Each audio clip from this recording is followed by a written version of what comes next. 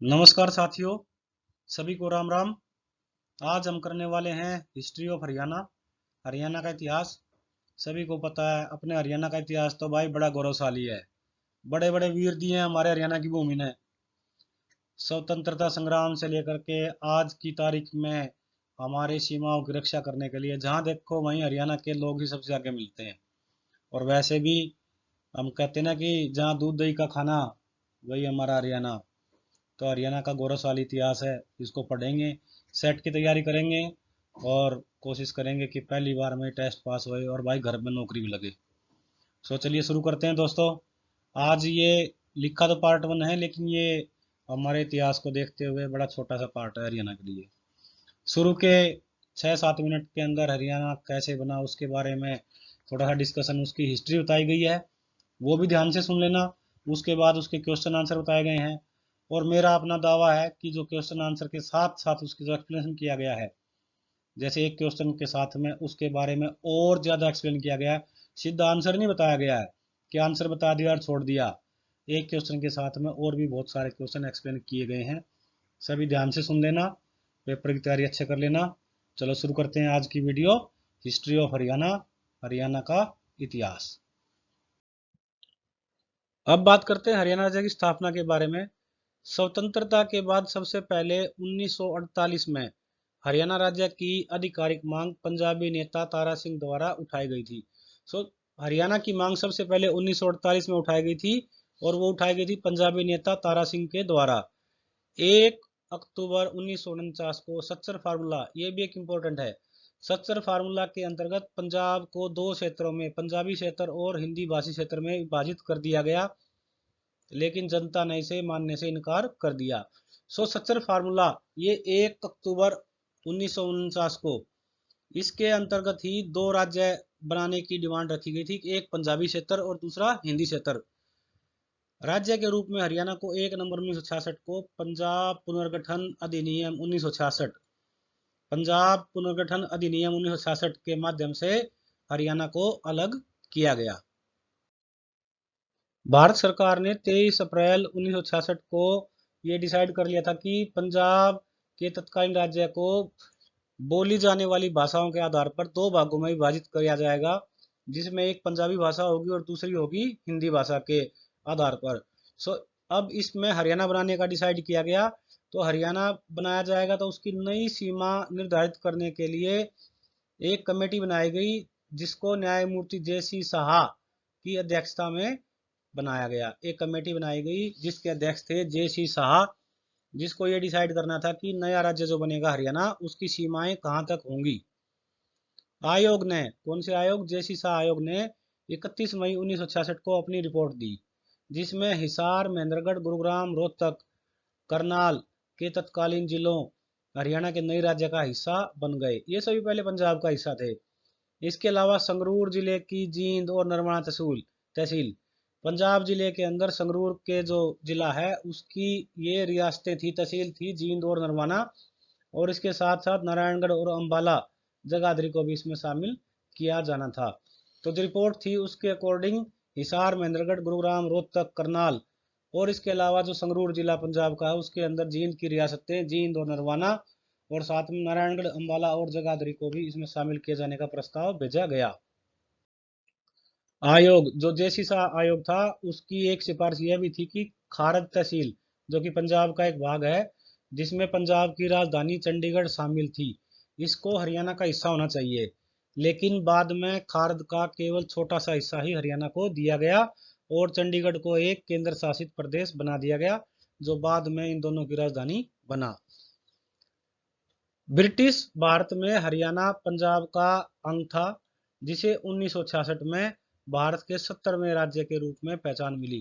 तो हरियाणा कौन सा राज्य बना, हमारा 70वां राज्य बना, भारत का 70वां राज्य बना हरियाणा, जो कि पंजाब से अलग हुआ था। और कब हुआ था, 1 नवंबर 1966 को। अभी करते हैं इसके क्वेश्चन आंसर्स। पानीपत के अंदर 3 लड़ाइयां हुई थी। सो पहला क्वेश्चन उसी से संबंधित है।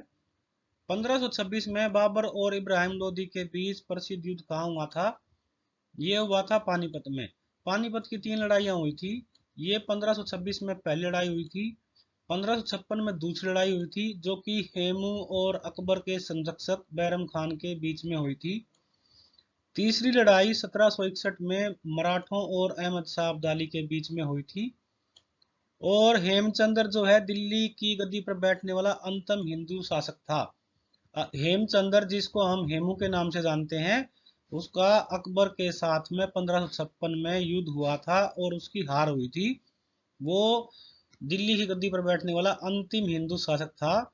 और जो पानीपत की तीसरी लड़ाई है, उसका संबंध काला आम जगह से है।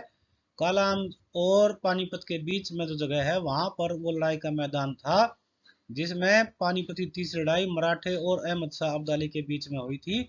काला अम्ब हिमाचल और हरियाणा की सीमा पर है। ये दोनों ही स्टेट के अंदर लगता है। कुछ हिस्सा इसका हरियाणा में आता है, कुछ हिस्सा इसका हिमाचल में आता है। और ये हरियाणा के अंदर जो हिस्सा आता है, वो यमुनानगर डिस्ट्रिक्ट में आता है। अगले क्वेश्चन, हमारे हरियाणा के वीर स्वतंत्रता सेनानी चौधरी छोटू राम, जिसको सर छोटू राम के नाम से भी जानते हैं, उसके बारे में है। इनका जन्म गढ़ी सांपला में हुआ था। गढ़ी सांपला में हुआ था चौधरी छोटू राम का जन्म। चौधरी छोटू राम का जन्म गढ़ी सांपला में 24 नवंबर 1881 को हुआ था। ये भी हमने इसमें याद रखना है, 24 नवंबर 1881 को हुआ था। और इनको 1937 में नाइट की उपाधि से सम्मानित किया गया था। एक क्वेश्चन और है, इनको नाइट की उपाधि से कब सम्मानित किया गया था? 1937 में। इन्होंने जाट गजट जो है वो जारी किया था, एक साप्ताहिक पत्र जाट गजट। इन्होंने इसको शुरू किया था 1915 में। छोटू राम जी ने जाट गजट स्टार्ट किया, और वो भी कब किया? 1915 में। इन्होंने अपनी वकालत की पढ़ाई आगरा विश्वविद्यालय से पूरी की थी। चौधरी छोटू राम ने किस बांध के निर्माण में महत्वपूर्ण योगदान दिया? चौधरी छोटू राम ने भाखड़ा बांध को बनाने में योगदान दिया। छोटू राम जी उस समय पर पंजाब के राजस्व मंत्री थे। और सन 1944 में इन्होंने बिलासपुर के राजा के साथ एक कॉन्ट्रैक्ट साइन किया बांध को बनाने के लिए, बिलासपुर के राजा के साथ। और जो बांध का कार्य है वो 1946 में स्टार्ट हुआ और 1948 में पूरा हुआ। इस बीच में श्री छोटू राम जी की मृत्यु हो चुकी थी। प्रथम विश्व युद्ध में सैनिक की सबसे अधिक भर्ती कहाँ हुई थी? ये 22,044 सिपाहियों की भर्ती हुई थी प्रथम विश्व युद्ध के दौरान, और ये हरियाणा के रोहतक जिले से हुई थी। Sir Chhotu Ram ji national unionist party के फाउंडर भी थे, संस्थापक थे, जिसकी उस समय पे पंजाब में सरकार थी। अगला क्वेश्चन है, हिसार शहर की स्थापना किसने की थी? हिसार शहर की स्थापना फिरोज शाह तुगलक ने की थी, और ये की थी 1354 में। 1354 में हिसार शहर की स्थापना हुई। 1887 में भारत धर्म महामंडल की स्थापना किसने की? पंडित दीनदयाल शर्मा ने। भारत धर्म महामंडल याद रखना है, 1887 में पंडित दीनदयाल शर्मा ने इसकी स्थापना की। महाभारत के युग में सिरसा को जाना जाता था। महाभारत के युग में सिरसा क्या नाम था? शहरिसाका। अनंगपुर बांध का निर्माण कब हुआ था? 8वीं शताब्दी में हुआ था। अनंगपुर बांध ये फरीदाबाद सूरज कुंड में है, जिसको राजा अनंगपाल तोमर ने इसका निर्माण 8वीं शताब्दी में करवाया था, फरीदाबाद के सूरज कुंड में। हरियाणा में राजा जन्मेजय का संबंध किस नगर से है?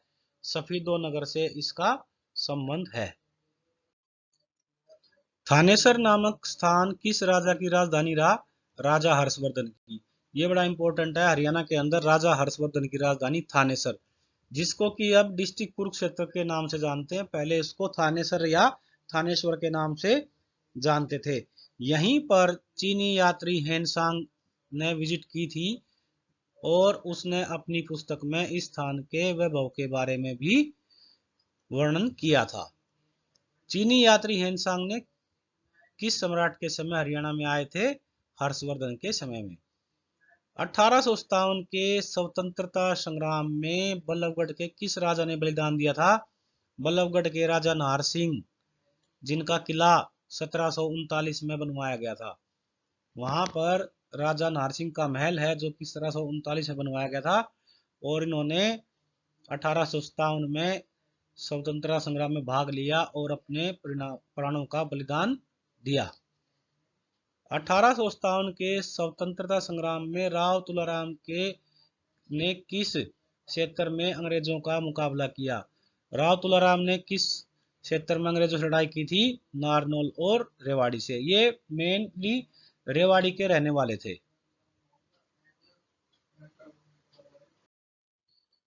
महाभारत का मूल नाम क्या है? महाभारत का मूल नाम है जय संहिता। ये हम सभी को ही पता है कि महाभारत की लड़ाई हरियाणा के कुरुक्षेत्र में हुई थी, जहां पर श्री कृष्ण जी ने गीता का उपदेश दिया था। और यहीं पर ज्योतिसर नामक एक स्थान है जहां पर अभी भी एक वट वृक्ष है, जिसको ये कहा जाता है कि श्री कृष्ण जी ने यहीं पर ज्योतिसर में इस वट वृक्ष के नीचे गीता का ज्ञान अर्जुन को दिया था। समुद्रगुप्त का परशु प्रकार का सोने का सिक्का किस स्थान पर मिला? मित्ताथल। ये भिवानी में है मित्ताथल, यहाँ पर समुद्रगुप्त का सोने का सिक्का मिला।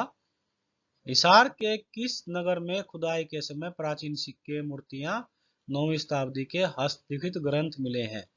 अग्रोहा।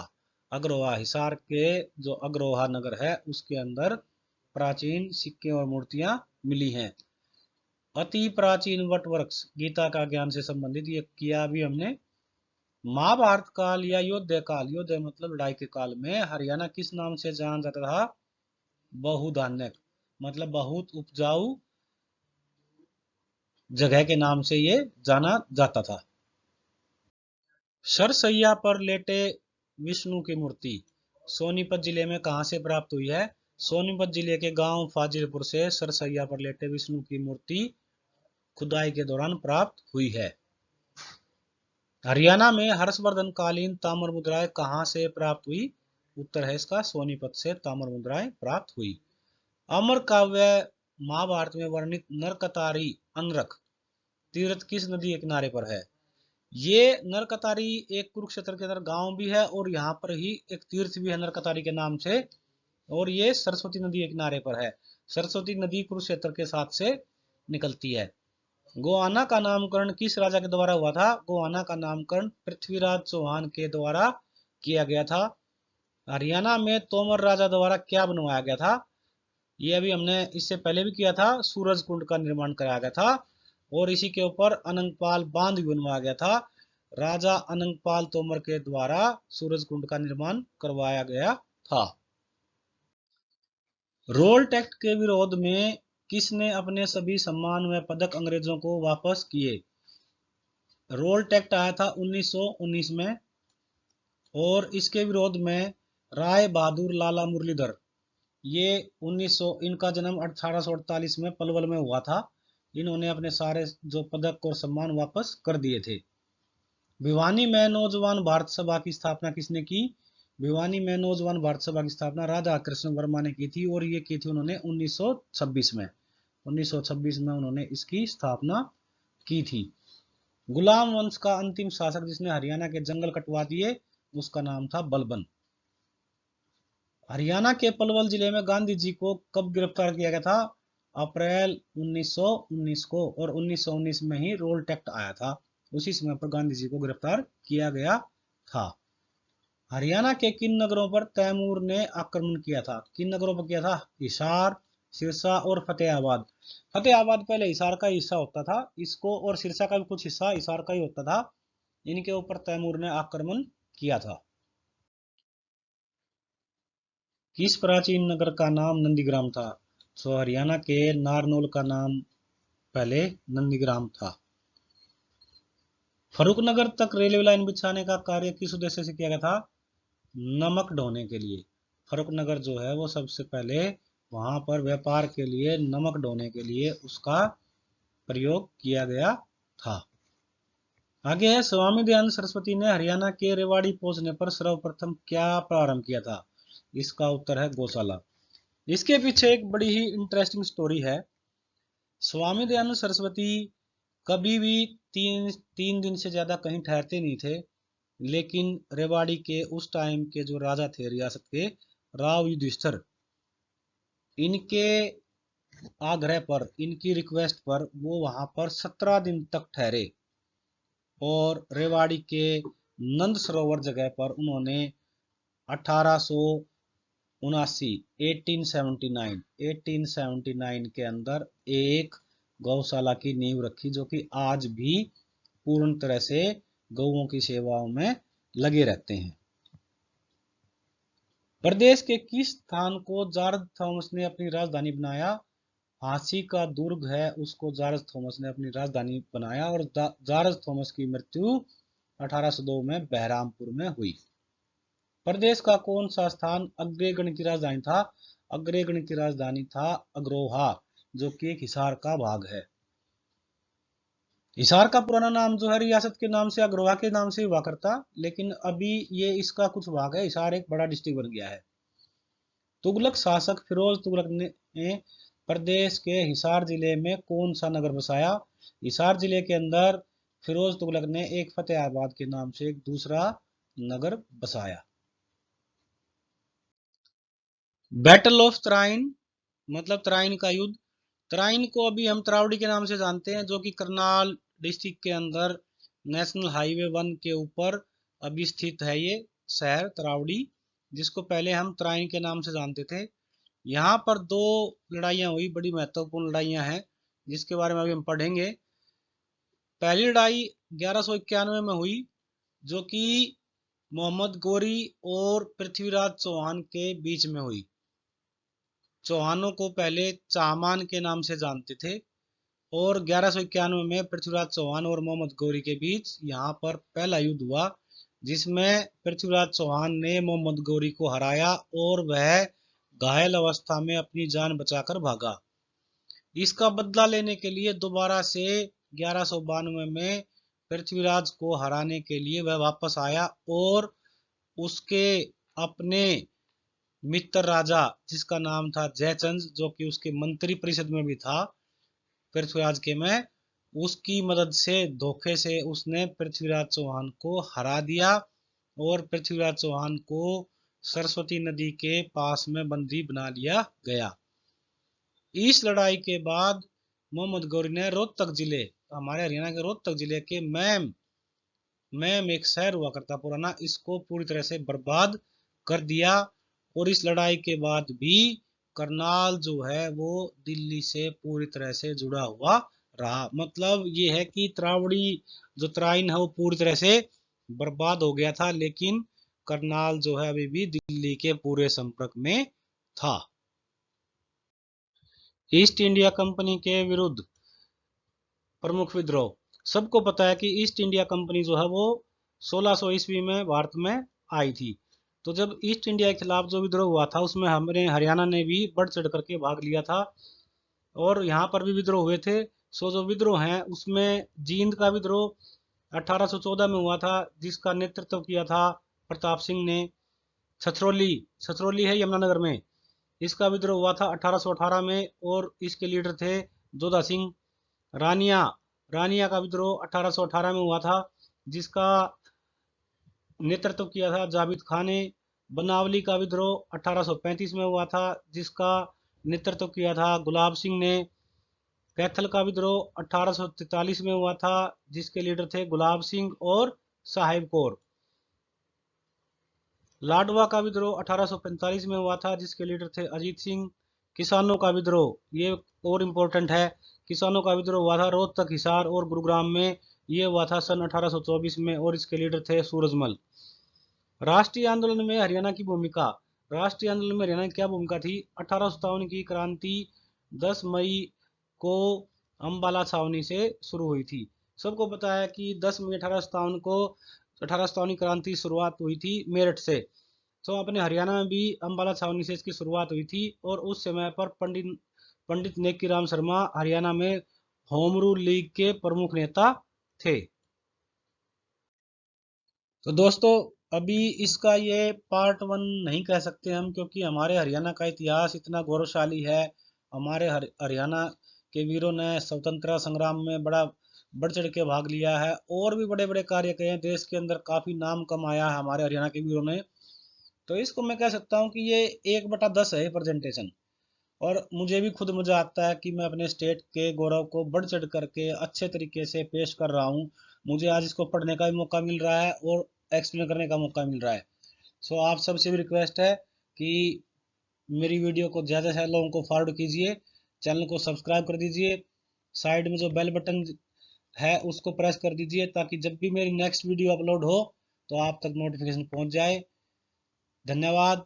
जय हरियाणा।